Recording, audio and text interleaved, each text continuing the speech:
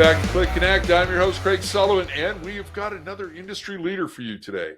He is a good friend. He is somebody that I've only been in the same spot with twice this year. We've never met face-to-face that we know of prior to that, but you know him. He's Chris Green from Chesapeake Hospitality. He's one of the nicest people ever. But before we bring him in, I would like to thank our production partners, Red Roof Franchising and Chicago Title National Commercial Services Group. They would both love to hear from you. If you're thinking about changing brands or if you need some help getting your real estate transactions closed, Chicago Title is the one for you. Talk to them both. Let them know that producer Dan and I sent you. And with that, I would like to welcome Chris Green to CLIC Connect.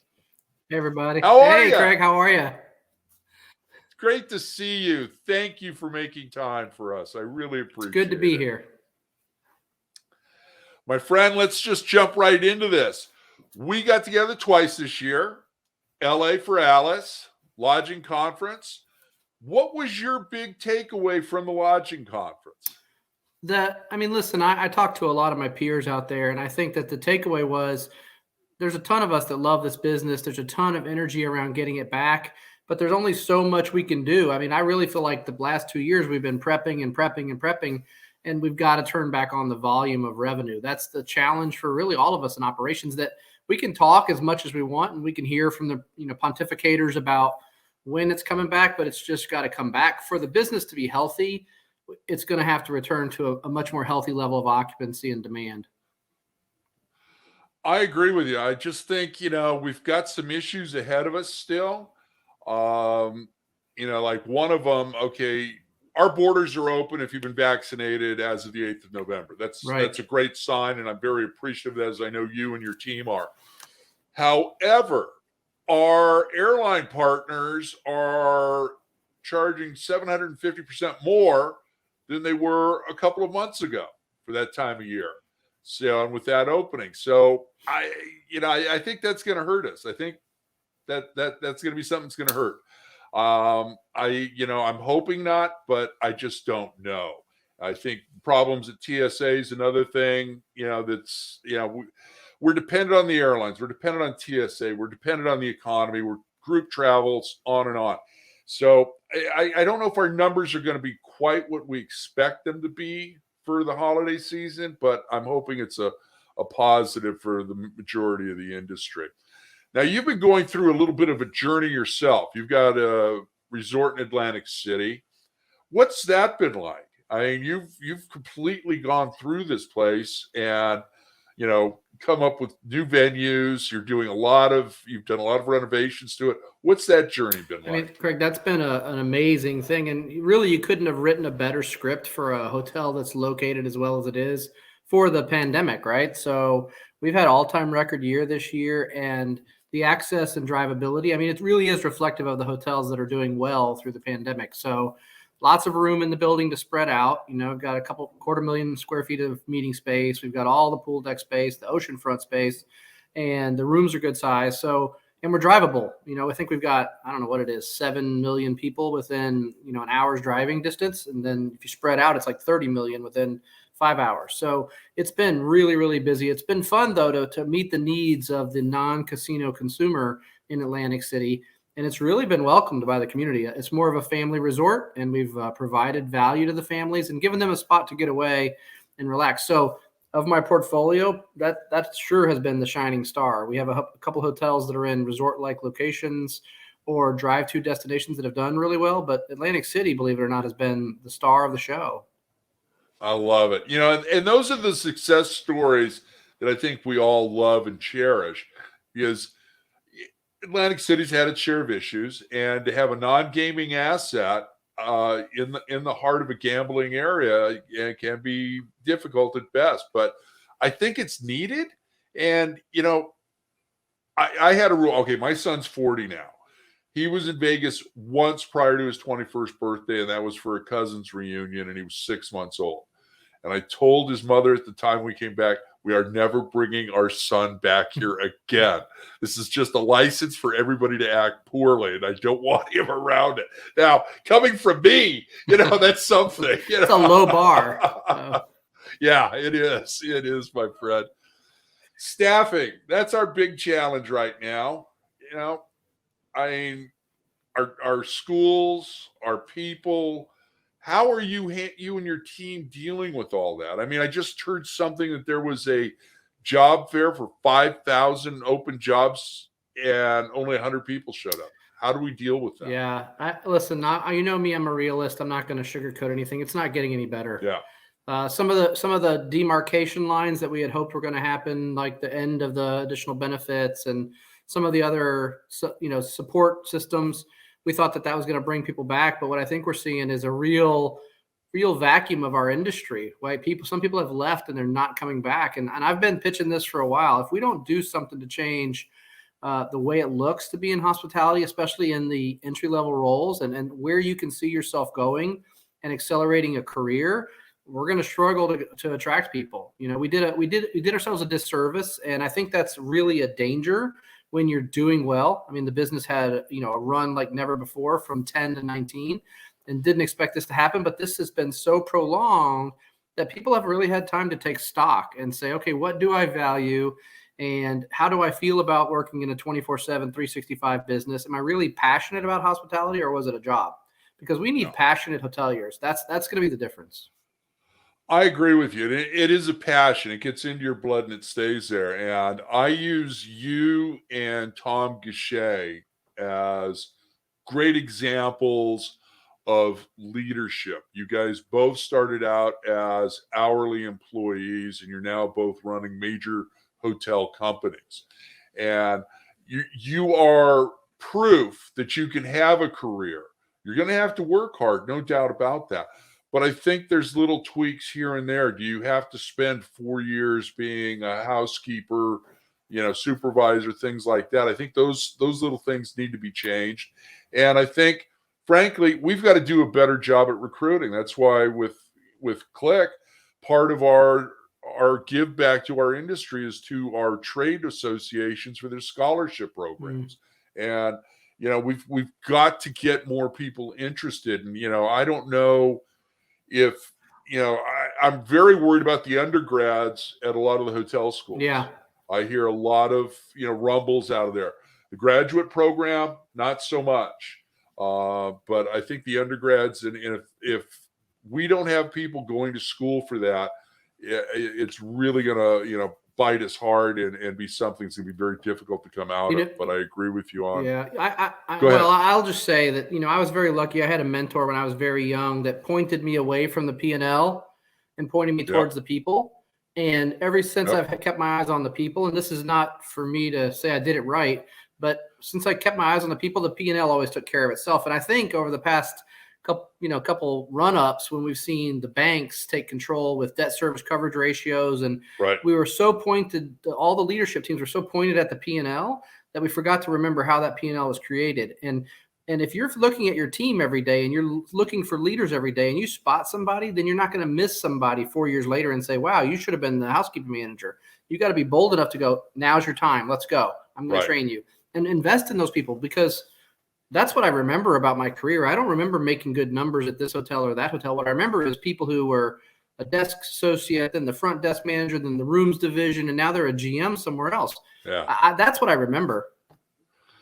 I think that's what a lot of us remember. It was that mentor early on to help drive that passion and, pick that career and move forward. And, we try and pay that back. But, yeah, we haven't been really good stewards the past 10 or 15 years at least. We really haven't. And, a lot of different reasons. But, yeah, we need to step up and prove to the public that this is an honorable profession. This is one where you can have a lifetime career and it can be extremely lucrative for you as well. So let's talk deals. Okay. What are you seeing out there? Are the evaluations kind of like all over the place and not making sense? What do you got for me on that? What I'm seeing is there's a ton of capital and equity sitting on the sidelines, and it's patient capital. So what is happening is good deals, the nice ones, which we've underwritten a bunch of them, and we've come in second place and third place on a couple, at pretty high valuations, right? I mean, I would say they were 19 or better valuations. It's because the capital that's out there right now is willing to invest and hold, because we know we're going to be back, right? We know we're going to be back in 24, and we're going to be back at a higher rate, and occupancies are going to be back at all-time highs because we're not that far off of them once we start recovering the business transient. So the valuations are good, and the way hotels are underwritten, the picture looks good in 24. So if you got patient capital, you can afford to pay these high valuations. The problem is everybody's looking for deals, and you go in and you think you're going to make a deal in a hotel, and it's just not happening. And I'm not even talking about, high target ego assets. I'm talking about just good, solid asset in the medium market. Those are selling at par or better. So it's very tough out in the deal world unless you've got very, very deep pockets. Yeah, I agree with you. I talking to the brokers out here in California. It's like, oh yeah, some of these assets we're creating bidding wars on, Yeah. and ratcheting up the prices on them. So yeah, I think that's definitely another part of it. And I think our underwriting, just like it did after the financial meltdown, is got to change again. We've got to add some other nuances. Lenders are going to, and have been in some cases, taking more money up front for, CapEx and various other things. So we've got to look at all of that. And, financing, I'm liking what the guys in women are doing over at Stonewall. Yep. I think they've got a really nice hybrid with being able to do the first deed of trust and that C-PACE loan, which is a lot cheaper than mezz Yeah. debt. So I think there's a lot of really good things out there, but pricing's got to get realistic. And I don't know anybody wants to go into the urban core right now and overpay. No, I it's not happening. But I mean, you drop a hotel near the beach or in a drive-to market that's got a good brand on it and was maybe pipped and renovated in 19, it's going to bring all the money, And like I said this back at Alice, somebody's just got to break the seal, right? And once a bank broke the seal on putting debt out, then everybody else followed. So now debt's available. I mean, the leverage is still lower, but the debt's available. It's really funny to me, for those of us that are old enough to have been through multiple cycles, is everybody's like, okay, now we're never loaning more than 60%. Until 5 years now, when we're loaning 80% plus 10% mezz, it's just like, wow. Yeah. That's that over frothy scenario. You better batten down the hatches because it's coming. Yeah.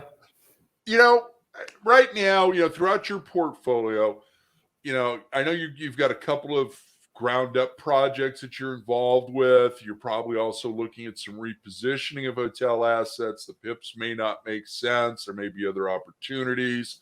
What's that like for you and your team right now, ground up and reposition? I love the ground up stuff because it gives us something to look forward to, and we really get to speak into it. Our team we've done so many turnarounds over the years. I think we were looking the other day, and we've done 150, 200 hotels over the years. And so when you've done that many, you see the problems coming. So what we try to do on ground up is we try to speak into the schematics and the layouts and how things flow through the hotel, because we know we're going to be tasked to drive more bottom line.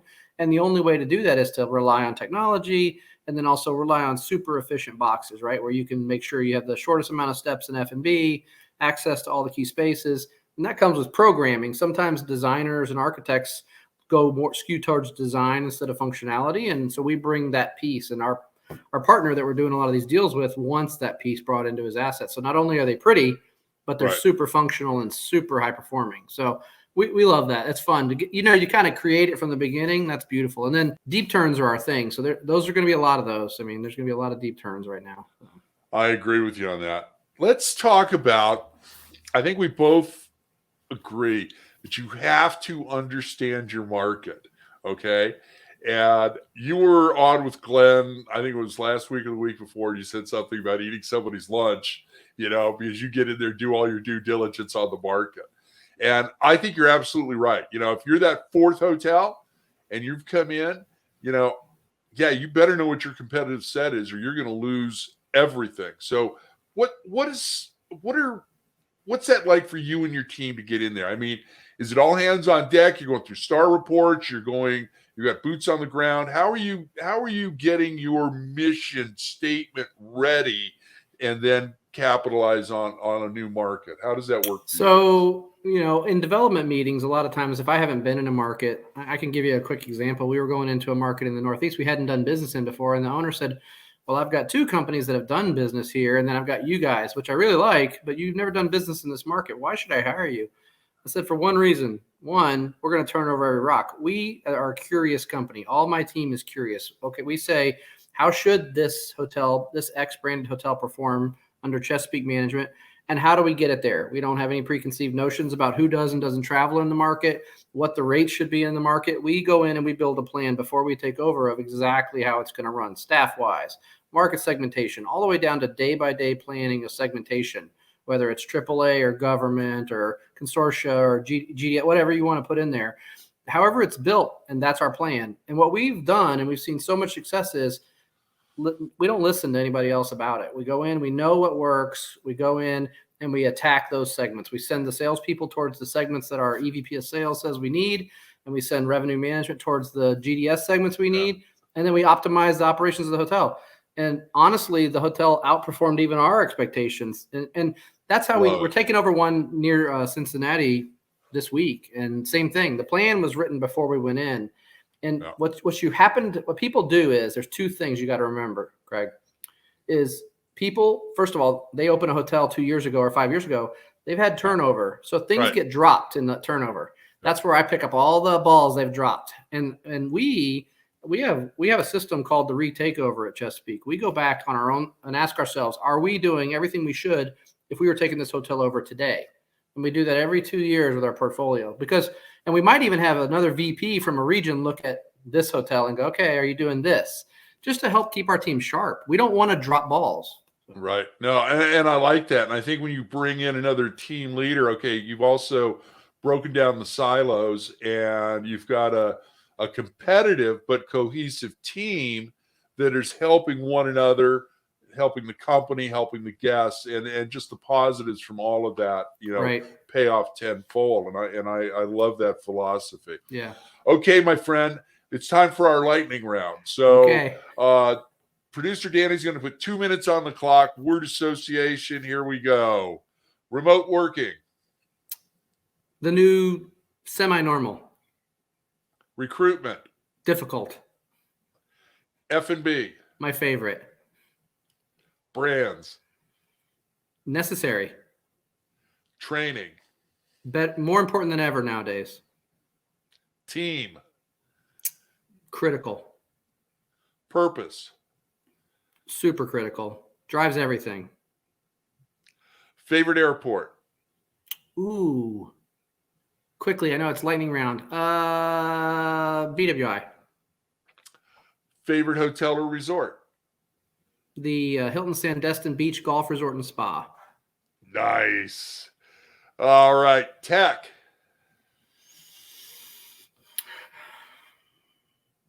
Lifeline. There you go. Last one. Work-life balance. Crucial. You did it with a minute left. I think that might be the fastest score yet, Chris. I think some of my answers were weak. I don't know. I don't know how I feel about some of them, but you know what? It's just the first thing that pops into your head. Yeah. F&B. That is a passion with you. That's where you started. Yep. So let's look 6, 7, 8 months out. What do you think F&B is going to be like in a hotel? Whether it's a resort or a urban core conference hotel, what do you think it's going to look like? I think it's going to be less formal, generally less formal, higher access, ease of access. It may include some form of tech experience, ordering experience, but it's going to be very almost like Zoom, right? Everybody's gotten used to wearing blue jeans and shirts like this, stretchy, comfortable shirts. I think F&B is going to be like that. Like, it's going to be more comfortable, and you're going to have the way you present, the way you deliver. There's hotels doing great things with the way they deliver room service now. It looks more like Uber Eats, and it feels like Uber Eats because we spent 2 years ordering Uber Eats. So we just want to get used to this in the F&B environment, but it's how do you elevate that experience? What I love about F&B is you can take a hotel stay and elevate it, right? I mean, a great bed elevates a stay and a great shower, but when there's something connected to it and you want to stay, you go down to the bar, the small little lobby bar, and you get something really that catches your interest and you want to stay and you want to try that again, or you want to order another beverage, then that just elevates the experience. It keeps people in there. And I think that that's something that's not available with any other piece of the business. I mean, if you have great internet, that's good. That's a table stakes. But having elevated and excellent F&B is just a game changer for a hotel. I agree. And you know what? The days of having incredibly average food at a hotel are done.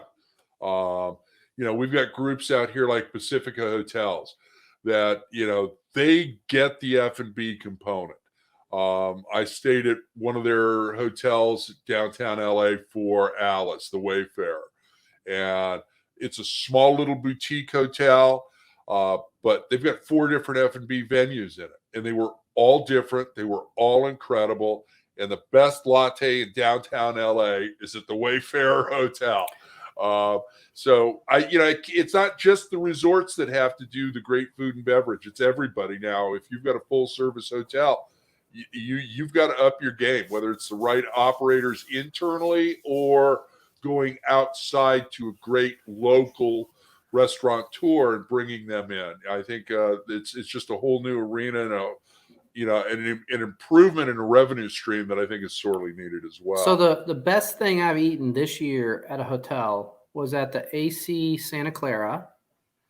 And that was before I went on vacation when we drove the coast with my family. And it was a breakfast item. And I wish I could think of the name, but it was a Mexican egg dish that was served in a small iron skillet. And just the way it was put together, the presentation, the cheese that was in it, my wife and I both, we were like, okay, can we get another one of these? I just haven't had anything like it. And listen, that was at a kind of a semi-focused service. They had reduced breakfast down. It was all on one page. But let me tell you, the things they offered were excellent. There you go. Yeah. I like that economy of scale. I really do. And I would much rather for myself be served than go to the buffet. Yeah. I'd much rather have that. So if the buffets go away, I'm good with that. I think they're gone. I think they're generally gone. They may be there for big social banquet events, but just because you can't, you may not be able to get the pricing right if you don't do that. But I think buffets are a dinosaur. Absolutely. My friend, it's been a blink of an eye. I want to keep you here the rest of the day and talk, but I know that I can't. So how can people get a hold of you? Shameless plug time. Thank you for joining us. I'm always glad to be with you, Craig. And thanks for everything you do for the industry, just continuing to speak about it and motivate people. It really matters to others. We're easy to find at ChesapeakeHospitality.com, and you can always find me on LinkedIn. And if you message me, I'll answer. Yes, he will. That's how we got connected. Thanks again, Craig. Thank you, Chris. I really appreciate it. Thank you. One of the true great gentlemen of our industry, Mr. Chris Green. I am so appreciative that he made time to join us today. Hopefully, he's going to be with us on March 10th, 2022 at CLIC 5, live and in person. So if you are in the California hotel market or you want to be, this is the conference for you. We've got 10 brands. We've got half dozen lenders. We've got third-party professionals. We've got management companies. We've got owners, operators. It goes on and on. It's a jam-packed one-day event. So please join us on March 10th, 2022 at the JW Marriott for that. And I would like to thank our production partners, Red Roof Franchising and Chicago Title National Commercial Services Group, California. And I'd like to thank you, our audience, for joining us. If you've got a subject or a guest you want to see on the show, DM producer Danny or myself. And also, please remember, be kind, share your knowledge. Now go be amazing.